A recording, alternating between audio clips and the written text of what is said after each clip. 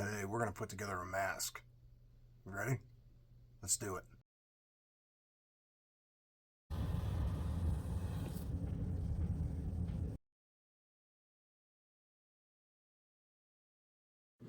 Okay, so we're putting together a mask. And here's what's interesting about this. This is such a basic form. It does an unlimited number of things. I mean, you can stop at any point in the game when you say good enough and you have a serviceable mask of some type.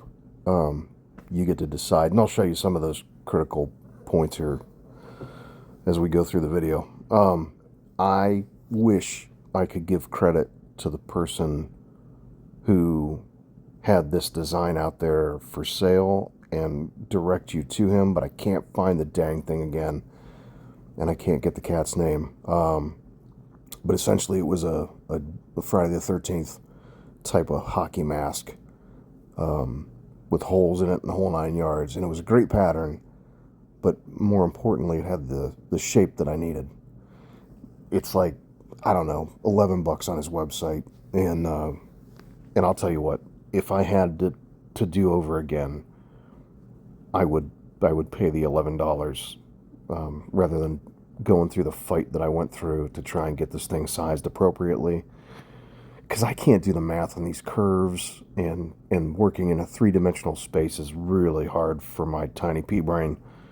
And if somebody out there has already done the work, man, just pay them for their effort, because yikes. I mean, I had to run this thing through 4 different programs and print it out on a full-size sheet of paper, which overran the edges, and then I had to fill in the gaps with my own creative drawing to get the tips both north and south squared away. So just word of advice, just, I know it's a shite economy and we're all in a tight spot, but man, just pay the dude and move on with your life.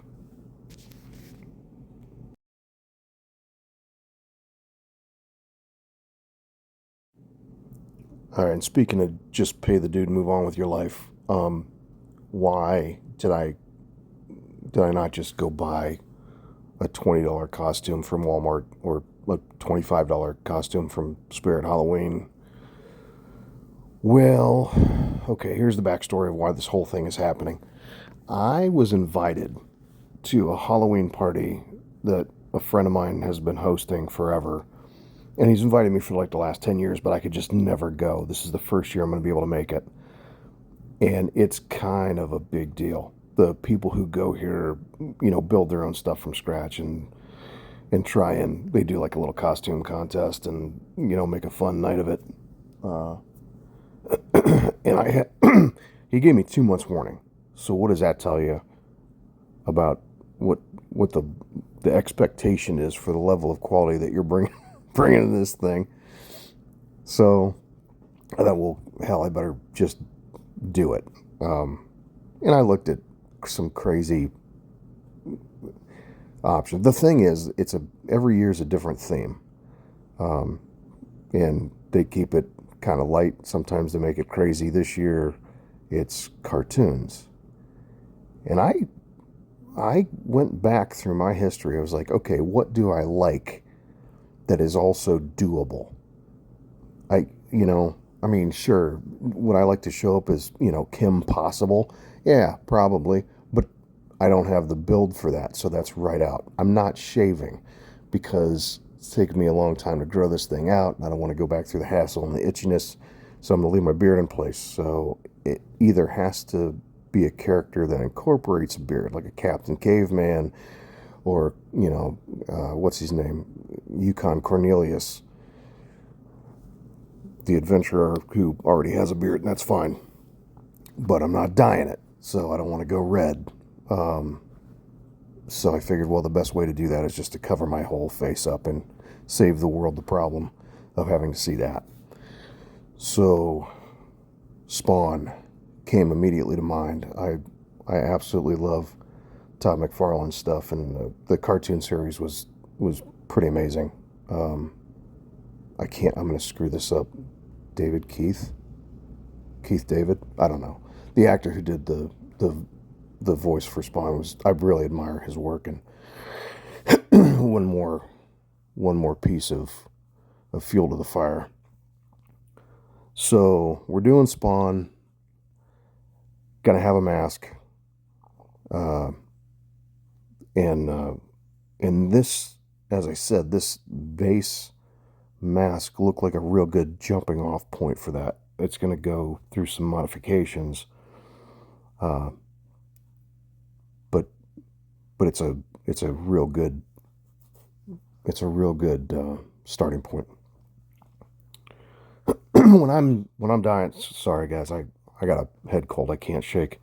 When I'm dying, you may think I'm channeling my inner Michael Jackson here with the one glove thing, but all of my dye winds up on that using hand, just because the wool dauber, fishing around for it in my little pot, and then it runs down the thing, and the handle's coated in dye, and it's just a nightmare. So I might wind up with an occasional swipe on my offhand, but for the most part, all that lefty is where it really goes south.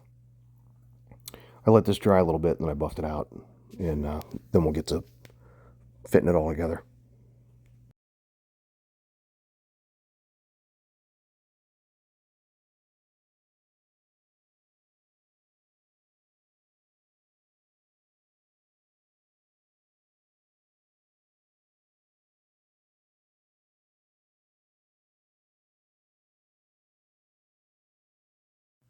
So I'm starting at the top and working my way down the face. Anything that's going to be center of attention. So the center of that forehead, where the eyes match up, because those are three pieces that form the eyes. They all have to be pretty close. So if it's front and center, that's where I'm starting the stitch to make sure at least that lines up. Because quite frankly, if I've punched the holes wrong, or if I have one piece that's of leather that's too long and it flaps over a little bit, I want that to be on the back or the sides, where I can just trim it off, or I can stitch another piece over top of it to hide my mistake. But what I can't do is, right the one place where everybody's looking, dead center of the face, I can't have that be offset. And then if you're going to make a mistake, make it where it's easy to hide or fix. So I'm starting at the most prominent point, which in this case is the short end of the V. I'll get that stitched together.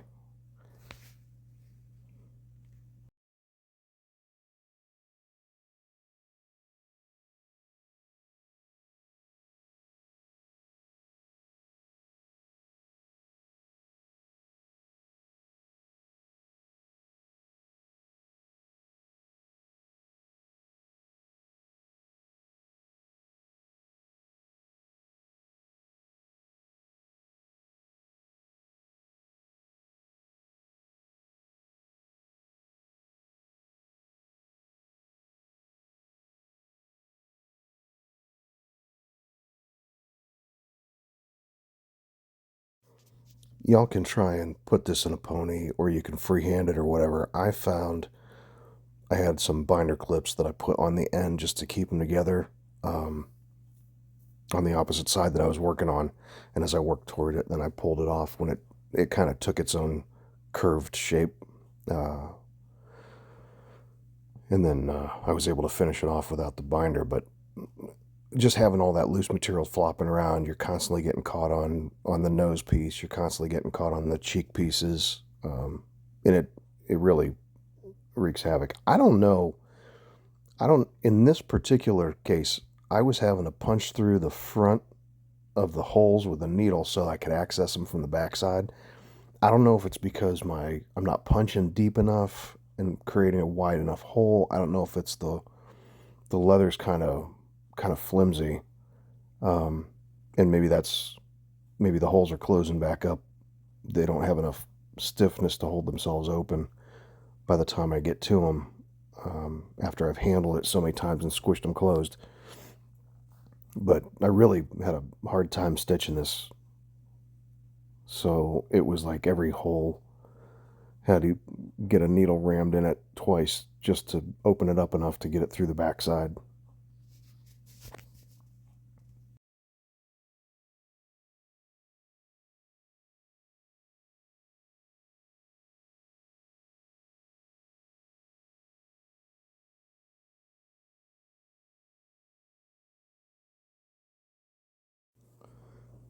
More fun that goes along with this mask. When I finished it off, I knotted it, I burned it, and beat it down with a hammer to flatten out the knot.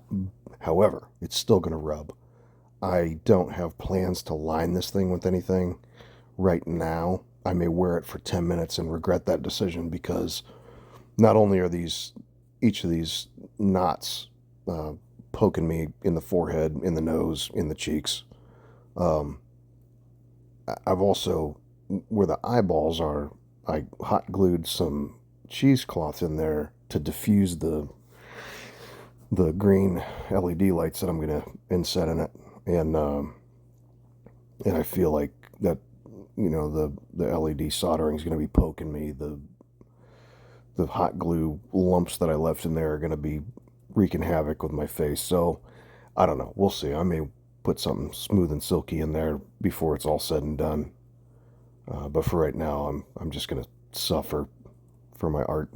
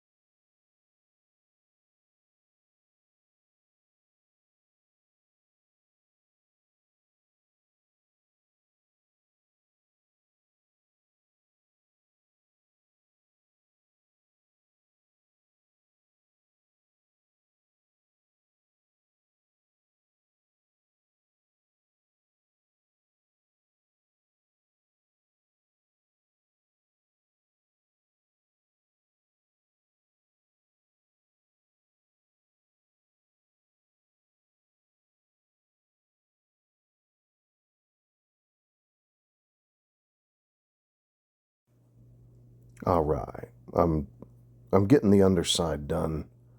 I'm doing the left and right side first, just to get that round shape knocked out, and I'll show you why here at the end. It goes back to, you can use this mask for 85 different things.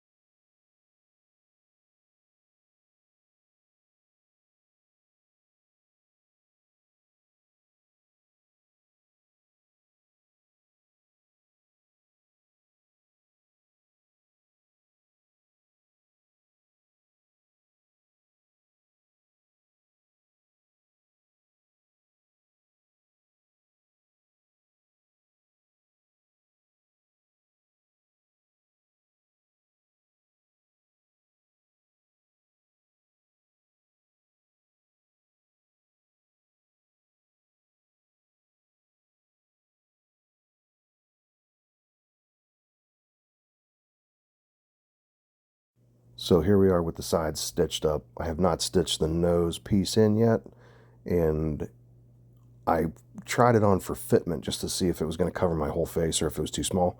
It's perfect, and it has the added advantage of a movable nose piece. So if you want to be Achilles, my God, you just bronze this thing up and off you go, because you've got you got cheek pieces, you got a nose piece, and it's kind of neat. So yeah, any Greek or Roman armor, you can be the 300 guys if you want to spray paint some abs on. It's just another iteration of this mask that I love so much, because you can do so much with it.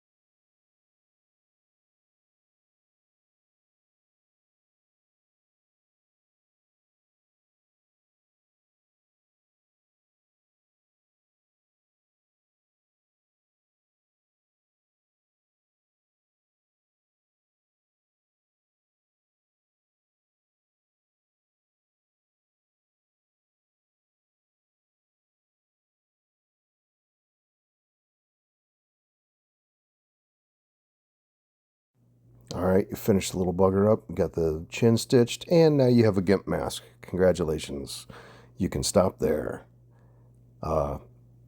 or keep going. You can punch holes in it, and then you have your Jason hockey mask. Just put your little red triangles on there, and off you go. Because I'm doing Spawn, I don't want the round hockey mask eyes. I need to have the pointy eyeballs with the flames coming out and yada yada. So I scrawled a little edge on both sides, give it a little Sharpie profile, and then just cut out those wedges. Well, evenness is a big problem, so I had to keep checking to make sure that both sides were, kind of the same. I didn't, yeah. Anyway.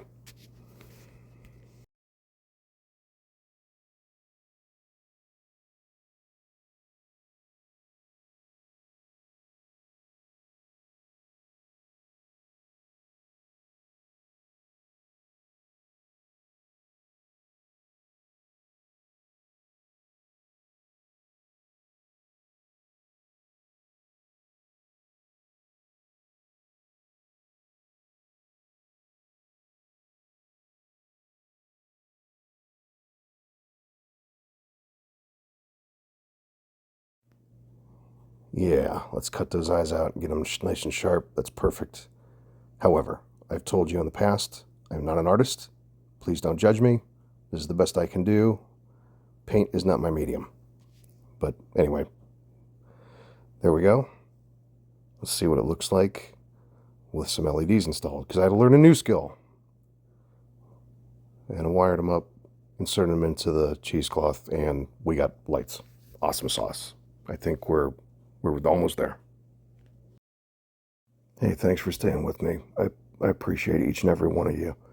And special thanks goes out to Ready Up Go for his inspirational message that, he recognizes I'm just not in it for the money. That meant a lot. Thank you. Internet makes lots of money, so give us some of that money. Yeah, give us internet money.